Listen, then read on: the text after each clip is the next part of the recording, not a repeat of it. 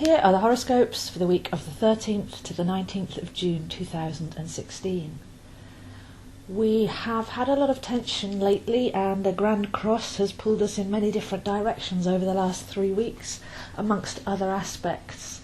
So we're starting to see the light at the end of the tunnel now, and we can certainly move on if we've gone in and explored some of the lessons. So the main lessons that I've seen come up have been about repressed anger, and the inner victim has been acting out. So when we think of the inner victim, something could have happened, perceived young in our childhood, and we've managed to create a thought process, a beliefs and a story about being a victim. And that victim holds a lot of repressed anger, so not being able to speak up, not being able to stand up for ourselves, believing that the world is having a go at us, but going into that retreat rather than standing strong. All of that repressed anger has come out in the last 3 weeks, been pulled out of us in one way or another, to say it's not good to repress something inside. We need to find clear channels where we can actually stand up for ourselves, draw the line, create healthy boundaries, and not feel in that victim mode.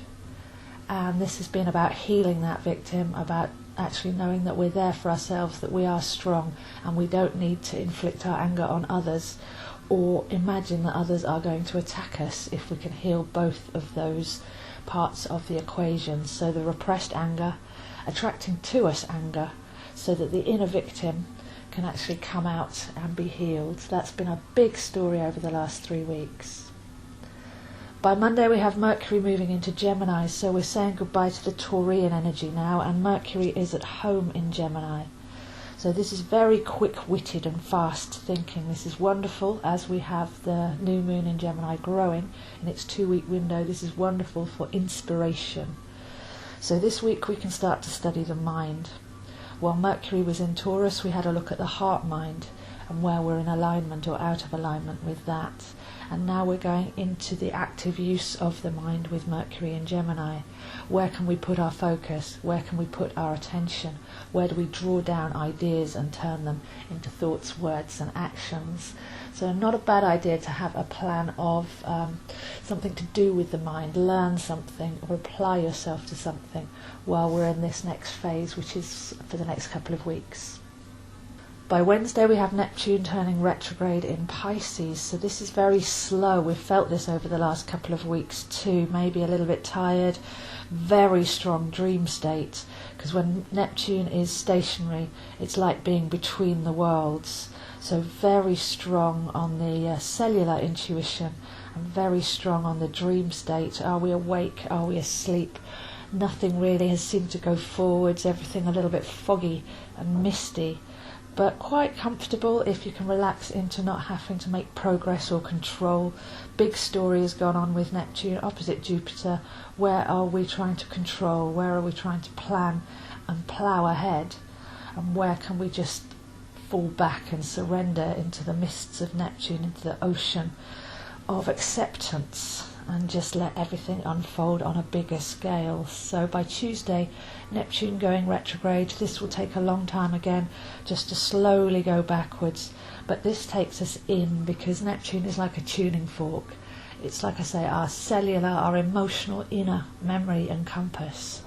So when Neptune goes retrograde, it's time to dive back into that knowing, back into that intuition, and realign with the true north of our emotional compass. So it's like diving into the lake of renewal, just immersing ourselves in those waters, getting used to the difference in weight and light, and working from the imagination, working from the bigger ocean, rather than trying to push ahead on the smaller practical physical scale. So this is actually a very good week for research. We have the mind wanting a job to do in Gemini, Mercury in Gemini, and we have Neptune taking us back into the all. So what is it that we want to go back and take a look at, dive into and get deeper wisdom from? I feel that these days, especially with so much communication going on, we've got Facebook, we've got WhatsApp, we've got Twitter, we've got all this social media, that everything has got a bit small. Everything's quick opinions and clicking a like button and moving on quickly. So this is going to be an interesting study now. Can we regain our sense of focus? Can we work with the attention span? Can we actually take one communication at a time and mean it, say something more deep, and go and explore the deeper issues around something rather than just making quick opinions?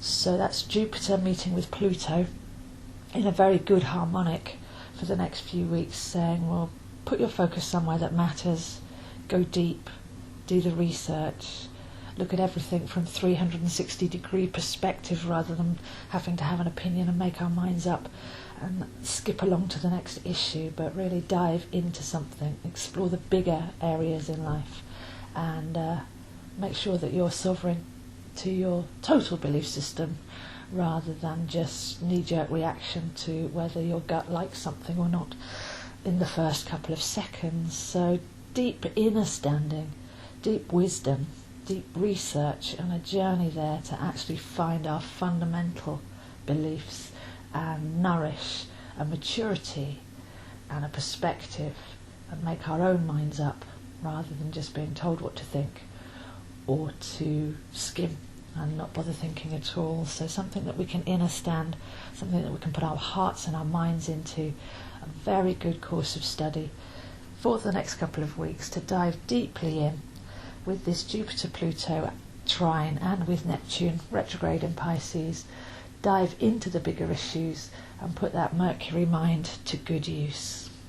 By Friday we have Venus moving into Cancer, so this is another water aspect. It's all getting very watery. So Venus in Cancer is pure emotion, but some of our emotions have been programmed. Some of them have actually got violins playing in the background. Some of them have been conditioned. So to take a look at the cleanness of the heart, caring, kindness and honour, rather than the human condition emotions, which are just rotating. A bit like Mercury and Gemini, the mind can just keep rotating. We can find it difficult to stop thinking. With Venus in Cancer, we can get into an emotional loop and find it difficult not to just react emotionally to whatever's immediately around us. But with all the deeper wisdom this week, let's take a look at our emotional integrity. Let's take a look at what we truly feel and why, rather than what we've been taught to or what we're being prompted to react to. Then by the time we get to the weekend, we have another grand square, another grand cross. So we have Mercury opposite Saturn.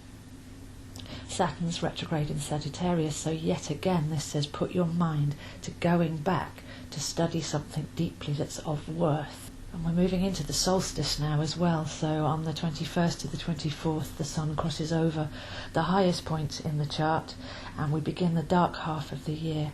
So it's really good time to energise ourselves and to begin to let go of any excess baggage, as we will be retracting for the next 6 months, but to capture that light, to capture that inspiration, and to promise ourselves that we will be self-lit. So to go and find that inner light, to go and find what makes us shine brightly inside, what inspires us and what makes us tick. So a very full-on week, a bit more gentle than the last couple of weeks, but still plenty to be done. So to recap, Mercury in Gemini, where is your mind at? Put that to good use. Channel from inspiration into action, something that's actually productive rather than just letting your mind run the show. Neptune slowly retrograding into Pisces. Dive back into the ocean of renewal. Don't try to push forwards and control. Practice surrender and acceptance and see how your life unfolds in a much bigger way. And reconnect with imagination and soul intuition. Study with Jupiter and Pluto. Let's put that mind to something worthy. Let's go in and take a look at the real big things that matter and get back to our maturity, our unlimitedness and our magnificence, rather than skimming around, talking loud and saying nothing. Then with Venus in Cancer, emotional integrity. Have a look at how you're emotionally triggered, and then see if that emotion is actually yours in the first place. Great bathing, a baptism, a cleansing there of the heart as we get back to our emotions and we take responsibility for what we really feel and stop being triggered by external influences. And then the Grand Cross at the weekend, bringing that all together. Where do we put our mind? Where do we put our heart? Where's our soul coming from? And what matters to us? Let's put that together. Let's reclaim our power and make sure that wherever our energy goes, whether it's mental, emotional, physical or spiritual, it's being put to the highest purpose. So those are the horoscopes for this week, and I'll see you next week. If you have a website and you'd like to have these videos on your website, then I'm very happy to give you the playlist link, which will update each week as the videos are updated, so please do contact me for that. With so much learning and research energy around this week, I would like to invite you to learn astrology, and there are a number of ways that you can do that. You're very welcome to come and join my private online Facebook group where you can post up your chart and join in lively and warm-hearted conversations on all manner of topics. We take the current energies and see where that applies to you, so you can harness that into your chart and work with that more deeply.